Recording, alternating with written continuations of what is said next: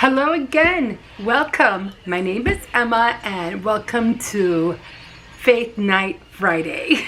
Okay guys, so I didn't want to leave you guys hanging last week. Hello Facebook family. I didn't want to leave you guys hanging last week, and I think I left off on Judges 17. So I'm going to go back and reread that. Although I don't think I read anything from it, but I did want to touch. I just didn't want to keep going forward and skip to chapter 18 without talking about chapter 17 first, okay? So when we were talking about Samson and Delilah, right? So again, I am working out of the Bible in 52 weeks.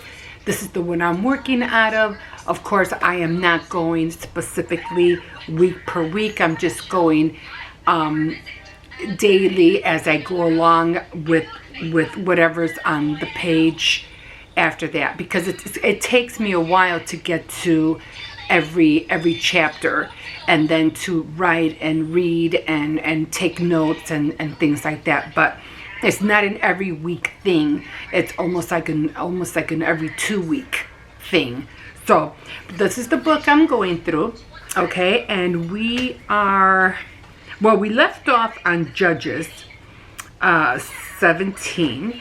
So when I was on Judges, we were talking about Samson and Delilah. But we were also talking about the young man. Well, actually, I think we finished talking about Samson and Delilah. And then it came upon this family that this young man ended up stealing 11 pieces of silver. And the mother had put a curse on the person who stole the money, not knowing that it was her own son who had stolen the money. And then he finally told her, it goes, I heard what you did. I heard that you had put a curse on the person who stole the money, and I just want to let you know that I was the one that did it. And then she goes, well, just give me the money and I'll make some kind of what was that called, like an idol, some kind of idol, and then she'll dedicate it back to the Lord, like giving back the money back to the Lord. And unfortunately that did not pan out the way it was supposed to. And from that point, things just started escalating worse and worse and worse for the people of Israel. So in 17, and I'll go back over here so we can kind of like reread it. And I'm going to leave these papers in here. I don't want to lose my place. So it was Micah's idols, and it was talking about there was once a man named Micah who lived in the hill country to Ephraim. He told his mother, when someone stole those 1,100 pieces of silver from you, you put a curse on the robber. I heard you do it. Look, I have the money. I am the one who took it. And his mother said, may the Lord bless you, my son. In other words, for returning the money. But, and he gave the money back to his mother, and she said, to keep the curse from falling on my son, I myself am solemnly dedicating the silver to the Lord. It will be used to make a wooden idol covered with silver. And so it goes on. So now I will give the pieces of silver back to you. Then he gave them back to his mother. She took the 200 of the pieces of silver and gave them to a metal worker who made an idol, carving it from wood and covering it with the silver. It was placed in Micah's house. This man, Micah, had his own place of worship. He made some idols and an ephod, and appointed one of his sons as his priest.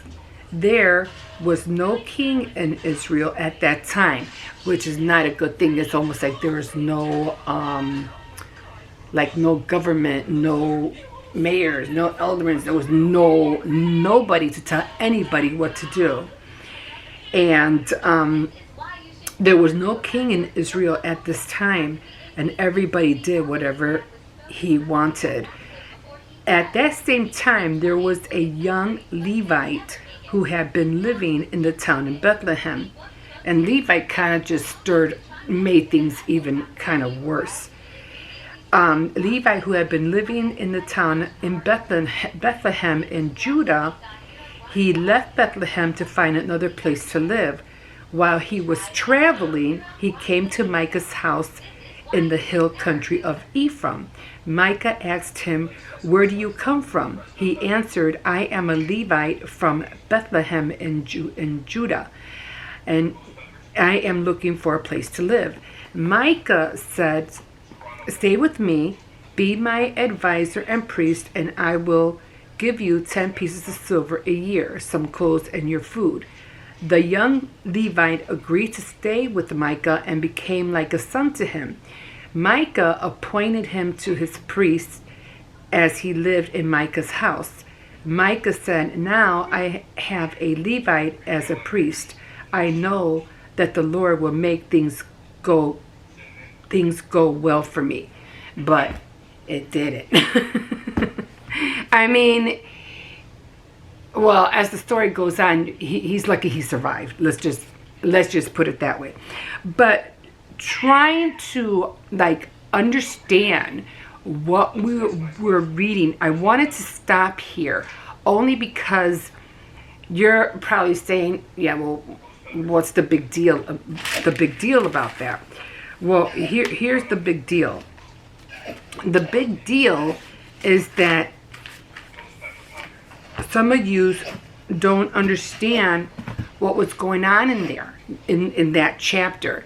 And I just want to pause before I continue that when you read the Bible, and there are just so many stories, so many stories, and half the time we don't know exactly, sometimes if we just open up the Bible and we read something, we feel like we're being attacked, like somebody is really coming down with the hammering and really giving it to us, or the gavel, you're condemned. But you know what? No, it's not that way, because you're reading it out of context. Okay, so I'm not saying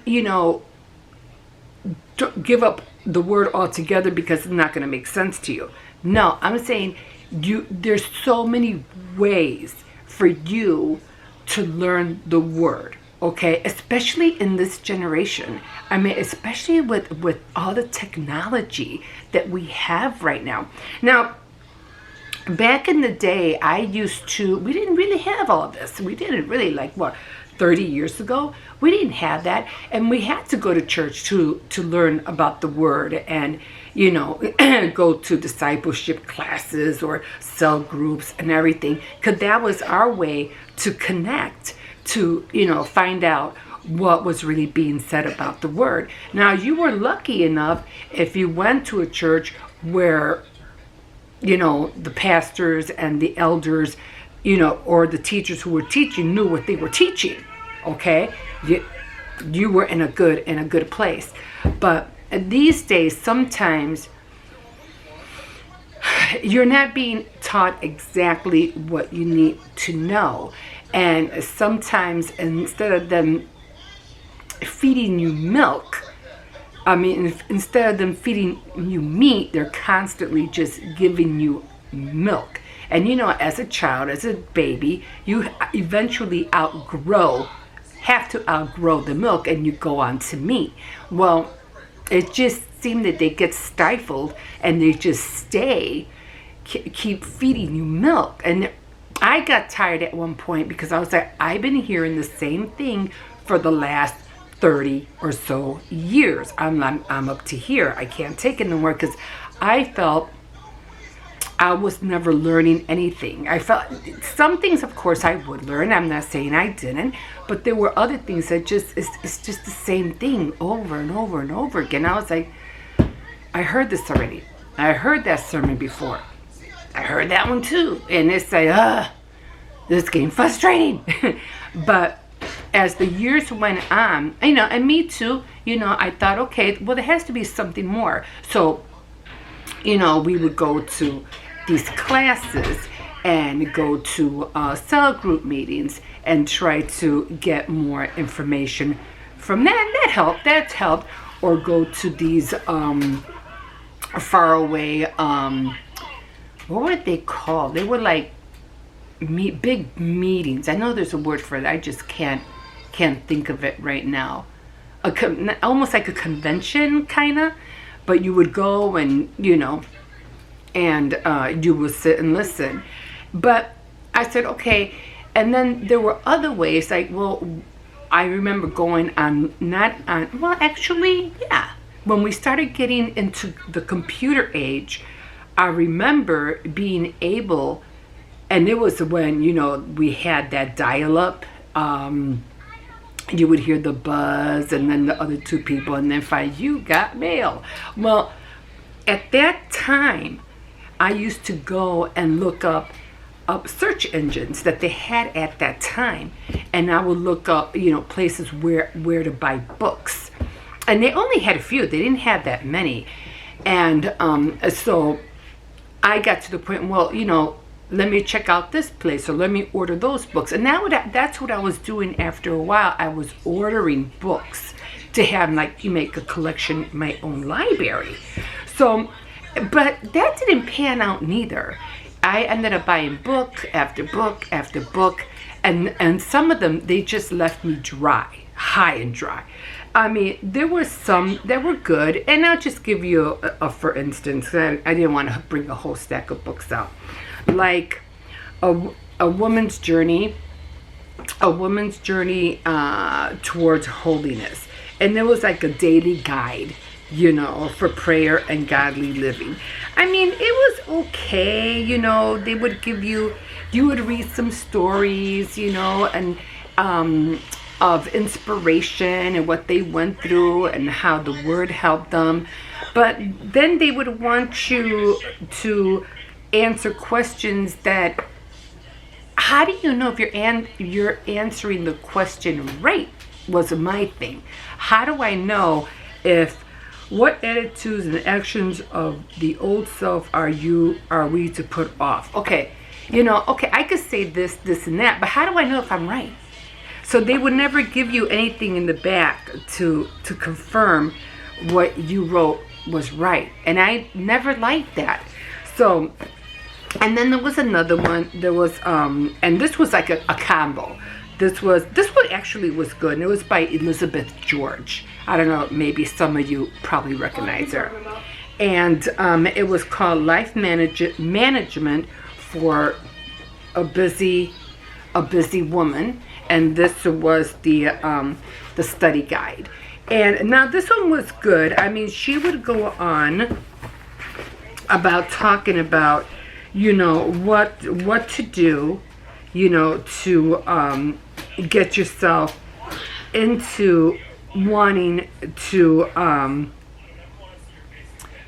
help you to get into learning the word. And she would talk about, write notes, put them on the mirror every day and things like that. I can't find it right now because I should have done it earlier. But, I mean, this one was pretty good. She did have a good story background, and I did like her.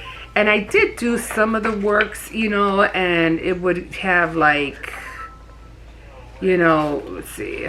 I'm going to try to show you. Ah! I just got a headbutt in the head. So again, you would read the chapter and then you would go to the study guide, and it would ask you like prayer is a privilege. What do these scriptures teach us about the privilege of prayer? Then I think you're supposed to look up the what do you call it, the verse, and just read it. But that's about it. And it just, again, it never gives you like, okay, you were on point, that's good, or something in the back to confirm that what you were writing or what you were saying was right. And again, I didn't like that. But I'm not saying don't get these kind of books. They are good. They are kind of helpful. But I kind of gave up on buying these kind of books because they were just stories that I was reading, and it didn't really fill me up. Okay, but here's the other thing that I feel like, if you don't know what these kind of books are trying to teach you, then you want to know what? Technology right now could teach you everything you want to know. I mean, guys, I believe you should have 3 things to help you out. Actually, not even. Just two. One, of course, well, that's the Word. That's the Bible. Start reading it. And if I were you, I would start from, in the New Testament, I would start with stories of Paul and then work your way back. But I would start with Paul. The second thing you need, and for some reason I ended up with 2 books of these. My husband had one, and I ended up with one. I said we both had our own. And it was, this one was his. I don't know where mine's is somewhere. But, because mine has the title. And this is a huge book, okay? It's old, but I'm pretty sure you could probably find a better one. And it's called, and this is something that you should have in your library if you're trying to learn the Word. It's called the New Strong's Exhaustive Concordance of the Bible. And it goes through every single word of a sentence in a verse. So if you're trying to look for a verse that you can't find, you just look up a word that you can remember that might be in the verse, and you go through all of them until you find the verse that you're looking for. And it won't only give you the verse, but it'll give you the chapter or where it's in. Sometimes, every time I look at this thing, it reminds me of the phone book. Remember the phone book back in the day? We used to have the phone book with all the addresses and phone numbers. This is what this reminds me of. And it's something, a concordance is something that you need. You have to have this, okay? The other thing that you really should have, and I think it's a very, very important, and it is some kind of Bible commentaries. Now, they have different kind of commentaries. Okay, this one, Nelson's Quick Reference. It's a chapter by chapter Bible commentary. Now, they have loads of them. I mean, you could either try to order them, or you can have, like, they have the commentary of 1 Timothy, the commentary of 2 Timothy, of John, 1 John. You can buy a whole slew of them, and it will give you. This is what I want to say. It's gonna have to wait, and it'll give you a whole breakdown of what that book is trying to tell you.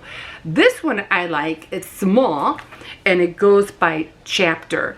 So those are the 3 things that you need.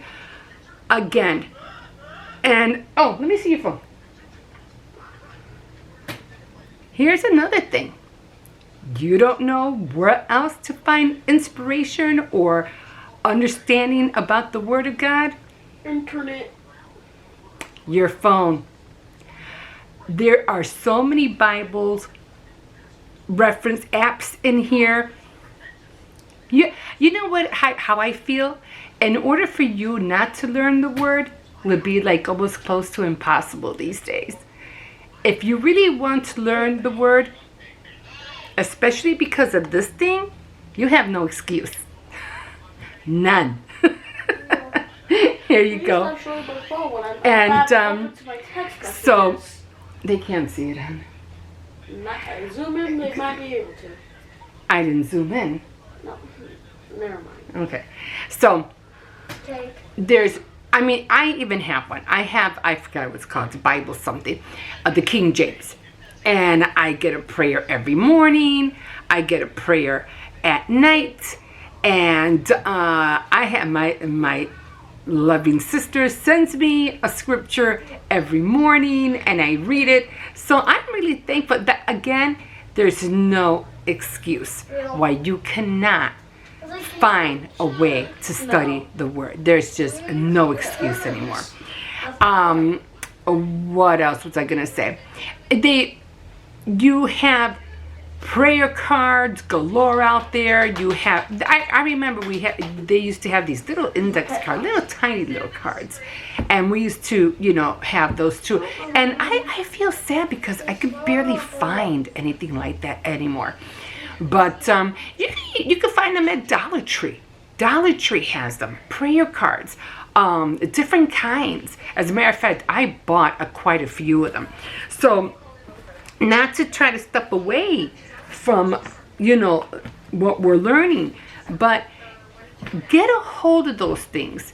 They're very important because once you start learning about the Word, then you start understanding the blessings that you get from them. The blessings are, like the words, what you sow, you reap. And that is so true. That's why I'm trying to recreate or try to invent this book about the seed book, because it's a very important, because a lot of people, well, the Lord says, if you give sparingly, you're going to receive sparingly. If you give generously, you're going to receive generously. But here's the thing. Again, a lot of people don't know how to apply that. In other words, a lot of people these days don't know how to give. You do have some that do know, and you have others that they're not on the giving side. They're on the taking and the receiving side. Okay, let me give you an example. You know how you have gifts, right? People give you gifts. And sometimes you feel like you're going to give somebody a gift. And then that person re-gives your gift. And then for some reason, like, oh, you gave my gift to somebody else. And sometimes somehow, somewhere you end up finding out about that. I would take it as a blessing. You re-gifted my gift? All right. Now I don't only get one blessing, I get two. Because not only did I bless you with my gift, now because of you just gave me a second blessing because you gave my gift to somebody else. Now I get blessed twice. So don't ever feel bad when somebody re-gifts your gift. That's a good thing. But do you see what I mean?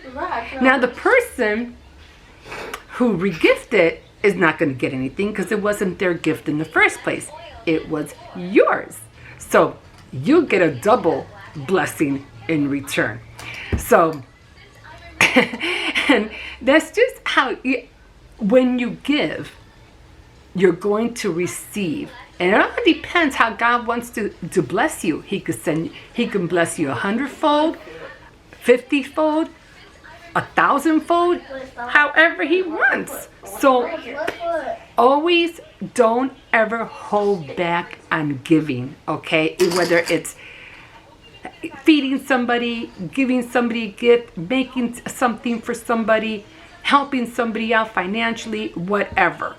Don't, because again, you will receive that back. But again, I'll get more into that later on how to apply what the word is saying to you.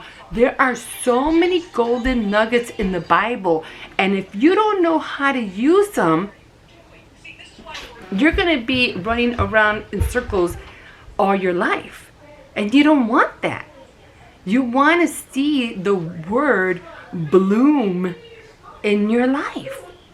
But you have to apply the word not only to yourself, but you have to apply the word into the world so you can see the return, the outcome that God is trying to pour out from above heaven into your life.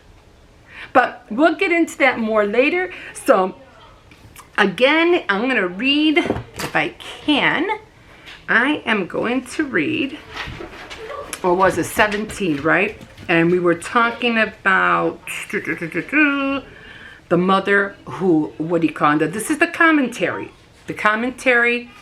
on Judges. And this was, so this is an old, I like this. This is an old saying.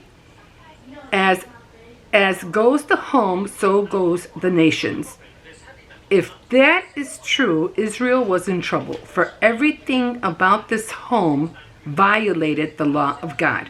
The family was devoted to idolatry. The son had established his own priesthood and was a thief. And the mother was guilty of speaking both curses and blessings. She was concerned more about her money than about her son's character. The Levite was far more guilty than they were because he was especially called of God and was trained in the law. He was not God's servant. He was a hireling. When offered a better situation by the Danaanites, he took it. What a vivid example of do-it-yourself religion. But is the situation any different today? People still ignore Isaiah 8:20 and do what is right in their own eyes. And that is true.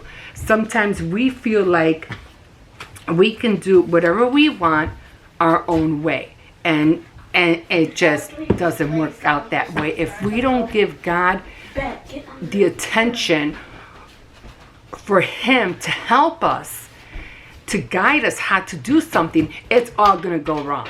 And boy, did it all go wrong. And I will share that with you later in the coming chapters. Boy, it's a lot. Okay, guys, so thank you so much for joining me tonight. Don't forget to comment, subscribe, and yeah. So again, like a fish in the sea, so glad you caught me. And yeah, we will see you tomorrow for Saturday Night Threads. And I'm going to be trying to crochet some shamrock leaves because I have everything Irish up already. Okay, guys. Yeah, she's crazy. That catchphrase. Thanks again, guys. We will talk to you later. Bye.